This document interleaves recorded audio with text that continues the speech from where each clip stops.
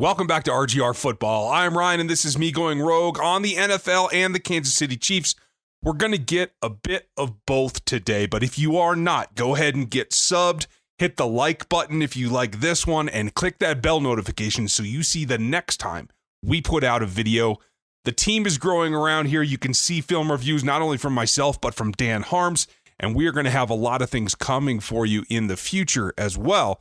Today, we're going to get into some rumors, and normally what these are is to smash or refute rumors that are out there that don't make any sense at all. That's what the vast majority of rumors are, but today, there's actually a couple of things that are being reaffirmed, and so today's I'm going to flip it on its head because it's about things that actually do make sense, and while they're not necessarily going to happen, there is a realm of possibility that both of these particular things could be in play, and I'm going to tell you the heads up as we start right now.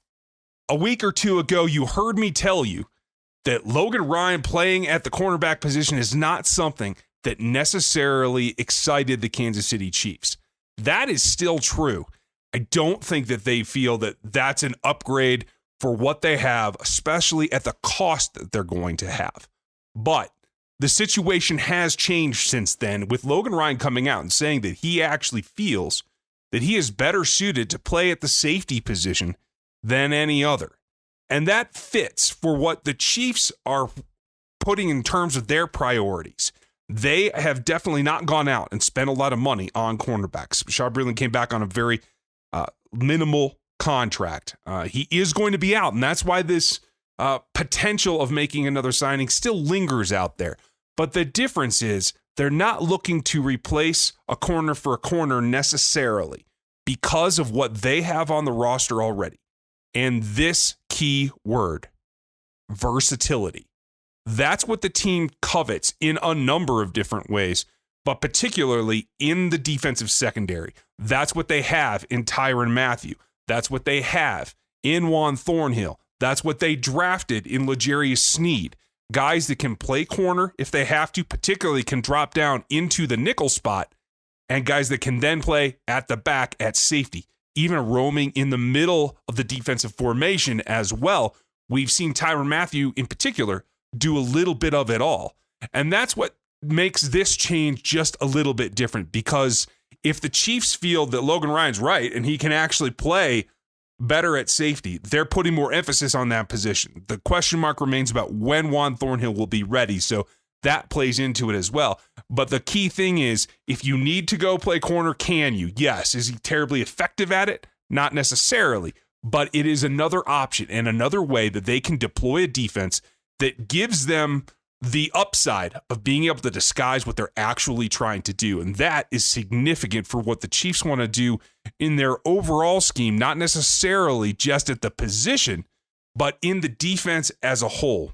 So the fact that Logan Ryan comes out and makes that statement goes a long way in saying that he could actually fit into some of the cornerstone elements that the Chiefs are looking for.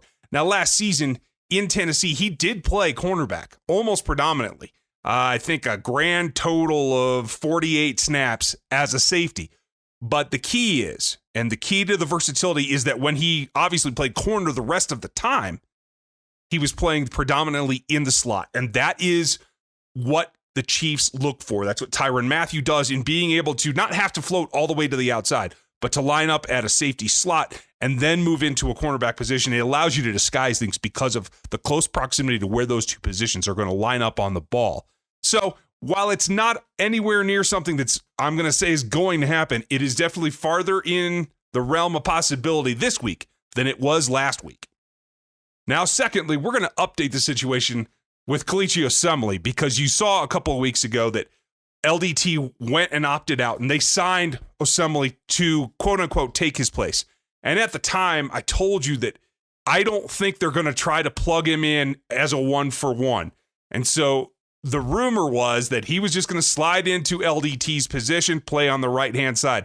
That is not what's happening. That rumor has been smashed, in that apparently, according to all sources that I can find, and as well as Osemele himself, he is lining up on the left-hand side, his normal side, the side that he is comfortable in, the side that he has the most time in and reps in this league. a place that allows him to play comfort and allows him to be in a position of doing things not necessarily all the same, because there are a lot of little details that he has to learn about the Chiefs offense, but it's all coming from the same side of the ball, and that makes things flow easier. It makes things more predictable for the player in trying to adapt to a new offense, a new set of teammates, and quite frankly, what is going to be, I think, a season where interior yardage is going to be at more of a premium because of the loss of LDT and not having a particularly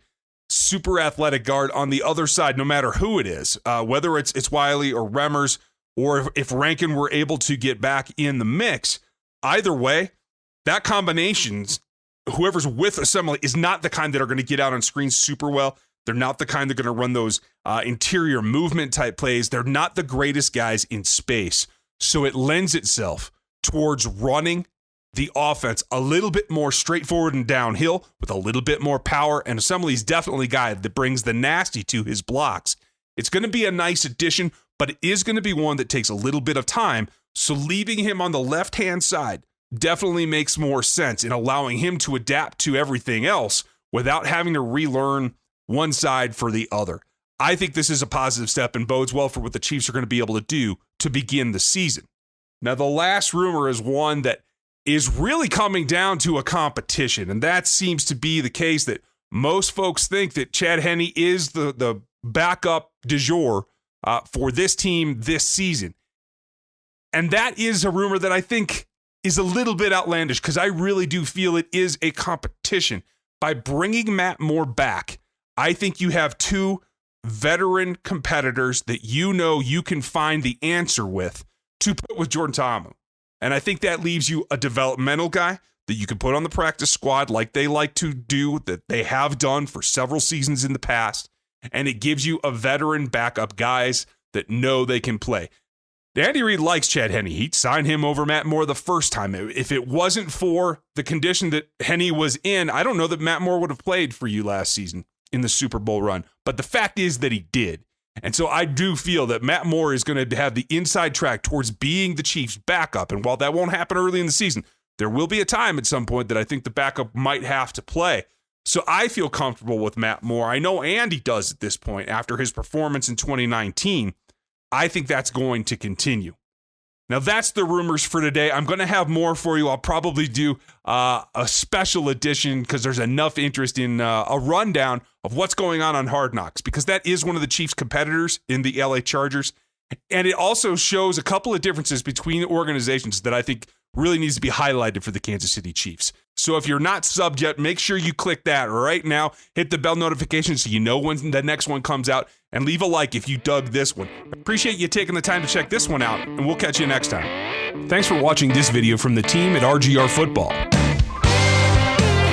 Click these videos to see more, and subscribe to RGR Football.